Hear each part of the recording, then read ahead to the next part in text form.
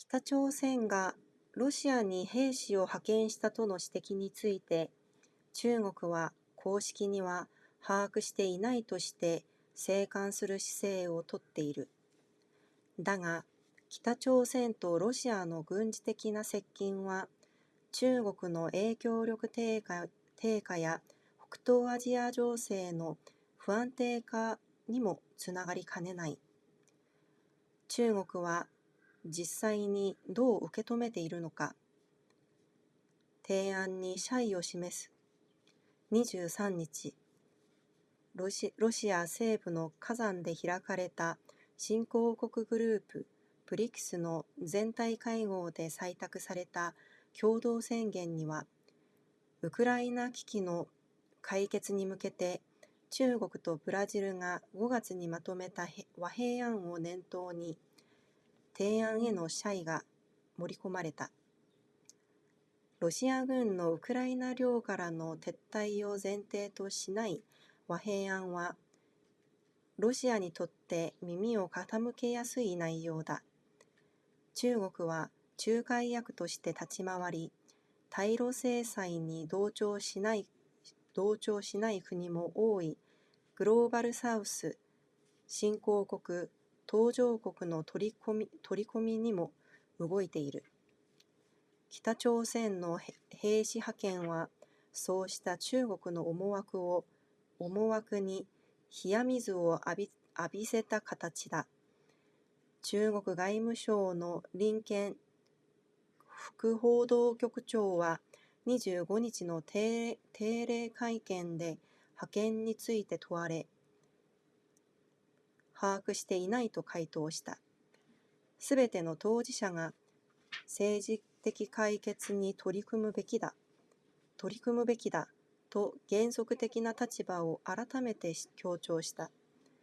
過去数日に出た同様の質問と回答のやり取りは、外務省ホームページの記者会見記録には掲載されておらず、対応に苦心ぶりがにじむ。政治的解決を促す役割を辞任する中国からすれば、情勢を複雑化させる兵士派遣は望ましくない事態だ。また、後ろ盾として支えてきた北朝鮮が独断でロシアとの軍事協力を進めたとなれば、国際社会に影響力低下を印象づけることになる。北京の外交筋は、中国は兵士派遣について全く聞いていなかったとみられ、驚いているだろうと分析する。ロシアと北朝鮮の関係強化は北東アジアの情勢に影響を及ぼしかねない。北朝鮮はロシアに兵士を送る見返りに、核や各種の弾道ミサイル、軍事偵察衛星などへの技術支援を期待しているとされる。新たな軍事技術を獲得すれば、韓国や日本との緊張が高まるだけでなく、米国の介入も招きかねず、影響は中国にも及ぶ可能性がある。ロシアと北朝鮮の急接近とは対照的なのが、中国と北朝鮮の関係だ。今年は国交樹立75周年の友好年にもかかわらず、隙間風が吹く。北朝鮮にとって今必要なのがロシアだということと、北朝鮮関係筋は話す。中国は北朝鮮が不安定化しないよう、食料やエネルギー支援などで背後から支えてきたとされるが、その支援は最低限のラインとされ、核実験などには厳しい態度をとってきた。求めるものを簡単には与えない中国に対し、北朝鮮は不満を抱いてきたとも指摘される。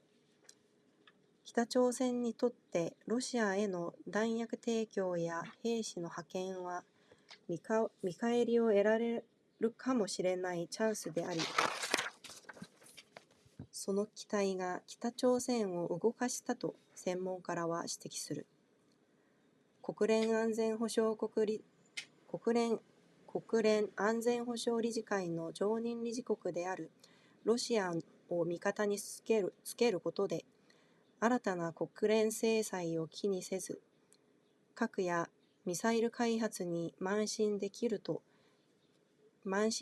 環境も手に入る。ただ、ウクライナ情勢に変化があれば、ロシアの保護も受けられなくなる可能性がある。それだけに、一時的に中国との隙間風が強まったとしても、決定的な関係悪化は避けるというのが大方の見方だ。貿易の9割以上を依存してきたとされる中国の存在なしに、北朝鮮がやっていくのは厳しいのが現実であり、中国も日米韓などと向き合う緩衝材としての北朝鮮の存在は地政学的にも必要だ。中間関係に詳しい専門家は、北朝鮮はこの機会を利用し、ロシアからできるだけのものをもらおうとするだろうが、中国との関係が極度に悪化しないようにも動くだろうと指摘する。북한에 의한 러시아 파병에 대한 질문에 대해서 중국은 공식적으로는 아직 파악된 바가 없다고 지켜보고 있습니다. 그러나 북한과 러시아의 군사적 관계가 밀접해지면 중국은 영향력 저하와 동북아시아 정세의 불안정화로도 이어지는 문제를 겪을 수 있습니다. 그렇다면 중국은 이러한 상황에 대하여 어떻게 받아들이고 있을까요? 제안해준 것에 대해서 감사의 의를 표한다. 지난 23일 러시아 서부 카잔에서 열린 브릭스 전체 회의에서 채택된 공동성명에는 우크라이나 위기를 해결하기 위하여 중국과 브라질이 지난 5월에 발표한 화해안을 언급하며 그 제안에 대한 감사의 말이 담겼습니다. 러시아군이 우크라이나령으로부터 철수할 것을 전제로 하지 않는 이번 안은 러시아에게 있어서 솔깃한 제안입니다. 중국은 중개 역을 자처하며 대러시아 제재에 참여하지 않는 국가도 많은 글로벌 사우스까지 포섭하기 위해 움직이고 있습니다. 북한의 군사 파병은 이러한 중국의 의도에 찬물을 끼얹는 것과 같은 일입니다. 중국 외무성의 부보도국장은 지난 25일에 열린 정례 기자회견에서 북한군의 파병에 대하여 질문을 받자 아직 파악된 바가 없다고 답했습니다. 모든 당사자가 정치적 해결을 위해서 노력해야 한다는 원칙적인 입장을 다시 한번 강조할 뿐이었습니다. 이전에 며칠 동안 나온 같은 내용의 질문과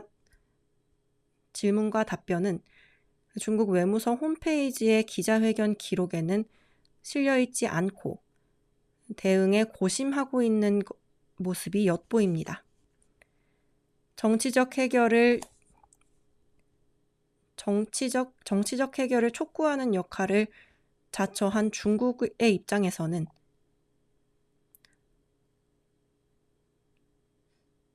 정치적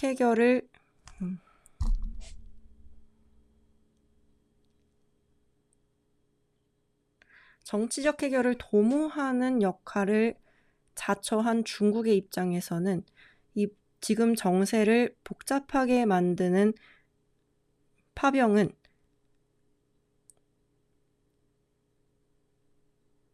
반가운 소식이 아닙니다. 또한 뒤에서 지원을 해주고 있던 중국이 뒤에서 지원해주고 있던 북한이 독단적으로 러시아와의 군사 협력을 맺었다고 한다면 국제사회에서 중국의 영향력이 떨어졌다는 인상을 주게 됩니다. 베이징에 있는 한 베이징의 외교 파이프라인에서는 중국은 파병에 대하여 전혀 들은 바가 없는 것으로 보이며 그렇기 때문에 상당히 놀랐을 것이다 라고 분석합니다. 러시아와 북한의 관계 강화는 북동아시아 정세에 영향을 줄 가능성이 높습니다. 북한은 러시아에 병사를 보내는 대신 핵무기나 각종 탄도미사일, 군사 정찰 위성 등에 관한 기술 지원을 기대하고 있는 것으로 알려져 있습니다.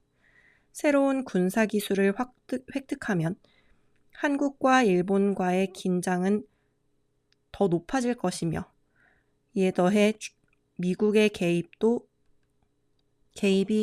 개입할 확률도 있어 그 영향은 중국에도 미칠 가능성이 있습니다. 러시아와 북한의 갑작스러운 관계 강화와는 대조적인 것이 한중 관계입니다. 올해는 한중 국교 수립 75주년을 맞이해 우호의 해로 지정이 되었음에도 불구하고 양국 관계는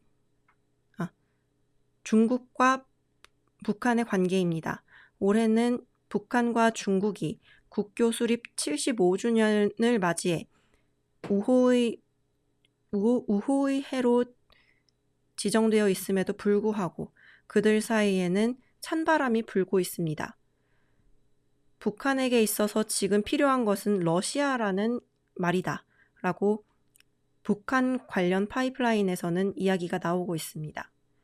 중국은 북한이 불안정해지지 않도록 식량과 에너지 지원 등에 있어서 보이지 않는 곳에서 지원을 해왔다고 하는데 이 지원은 최저선에 머물러 있어 핵실험 등에 활용하기에는 핵실험에는 냉정한 태도를 보여왔습니다. 자신이 요구하는 것을 쉽게 들어주지 않는 중국에 대해 북한은 불만을 품어왔을 것이라고 라는 의견이 있습니다. 북한에게 있어서 러시아에 탄약을 제공하는 것과 병사를 파견하는 것은 그 보답이 기대되는 그 대가를 얻을 수 있을지도 모르는 기회이며 그 기대가 북한을 움직이게 했다고 전문가들은 말합니다. 유엔 안전보장이사회의 상임이사국인 러시아의 우방국이 됨으로써 유엔에 의해서 새로운 제재가 가해지더라도 신경 쓰지 않고 핵과 미사일 개발에 매진할 수 있는 환경도 손에 넣게 됩니다. 다만 우크라이나 정세에 변화가 생기면 러시아의 보호를 받을 수 없게 될 가능성도 있습니다. 그런 만큼 일시적으로 중국과의 관계가 얼어붙었다고 해도 결정적인 관계 악화로 치닫는 상황은 피할 것이라는 것이 대부분의 의견입니다. 무역의 90% 이상을 중국에 의존해 왔는데 그러한 중국의 존재 없이 북한이 국정 운영을 해나갈 국정 운영을 해나가는 것은 어려울 것이라는 것이 현실이며 중국도 한미일과의 관계에 있어서 완충제 역할로 사용해온 북한의 존재는 지정학적으로 중요합니다.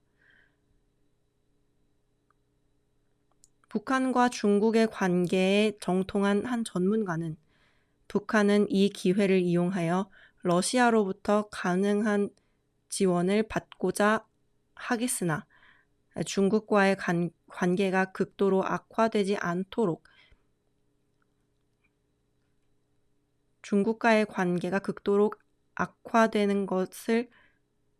악화되지 않도록 조치를 취할 것이라고 지적합니다.